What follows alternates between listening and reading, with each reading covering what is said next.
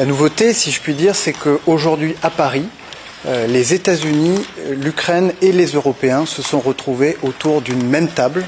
pour aborder ensemble la suite des efforts que nous voulons toutes et tous consentir pour arriver au plus vite à un cessez-le-feu en Ukraine, permettant d'engager des discussions vers une paix juste et durable. Et ces discussions très ouvertes, très franches, auront permis de faire avancer la réflexion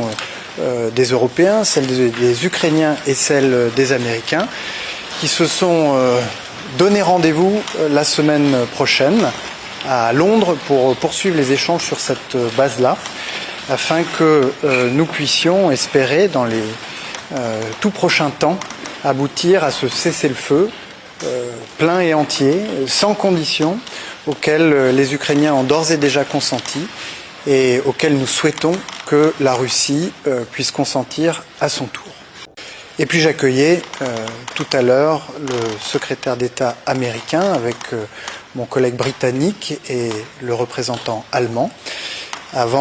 pour finir cette journée consacrée notamment à la question de l'Ukraine, mais aussi aux autres grandes crises géopolitiques, de retrouver avec mon collègue britannique David Lammy, le représentant allemand, notre collègue ukrainien, avec lequel nous allons continuer d'échanger dans les prochains jours pour préparer la prochaine rencontre qui se tiendra la semaine prochaine avec les Américains, les Ukrainiens et les Européens. On a pendant longtemps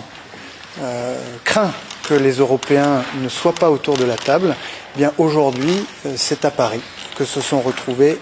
pour la première fois les Européens, les Américains et les Ukrainiens. Je vous remercie.